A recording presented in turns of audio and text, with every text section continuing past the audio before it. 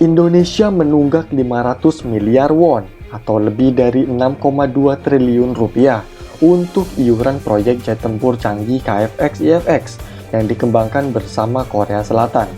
Iuran itu semestinya dibayar akhir Agustus ini.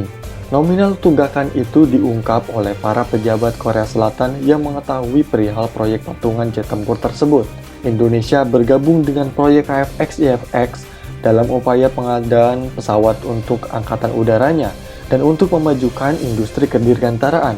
Dalam kesepakatan itu, Indonesia menyatakan setuju untuk menanggung 20% dari total biaya pengembangan proyek 8,8 triliun won atau lebih dari 109,3 triliun rupiah, yakni sekitar 1,7 triliun won atau lebih dari 21,1 triliun rupiah.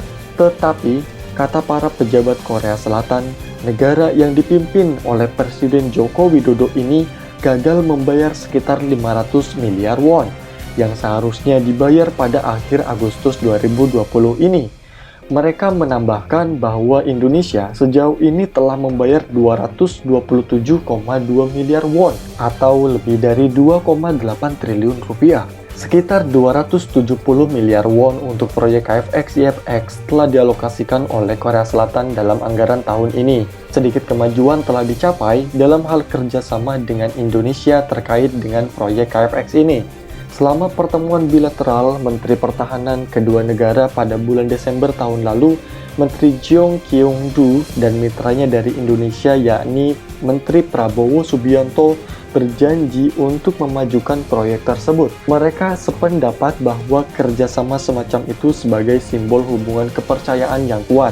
Terlepas dari masalah keuangan seperti itu, proyek KFX-IFX telah berjalan tanpa hambatan. Awal pekan ini, Korea Selatan memulai perakitan terakit prototipe jet pertama setelah mengkonfirmasi akhir desain pesawat itu tahun lalu.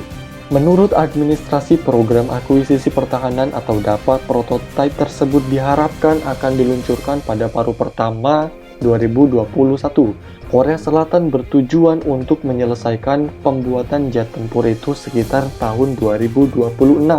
Pemerintah Korea Selatan secara resmi belum berkomentar atas laporan tunggakan Indonesia dalam pengembangan jet tempur canggih itu.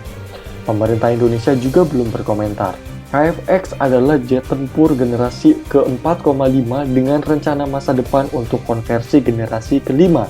Itu sudah memiliki ruang yang dialokasikan untuk internal weapon bay atau teluk senjata internal dan pengembangan perangkat lunak yang mencerminkan hal tersebut.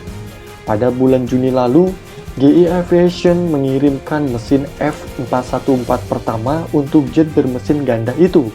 GE akan mengirimkan 15 F414 tambahan untuk memberi daya pada 6 prototipe, yang salah satunya akan diberikan pada mitra programnya, yakni Indonesia. Hanwha Aerospace akan memproduksi lisensi F414 secara lokal.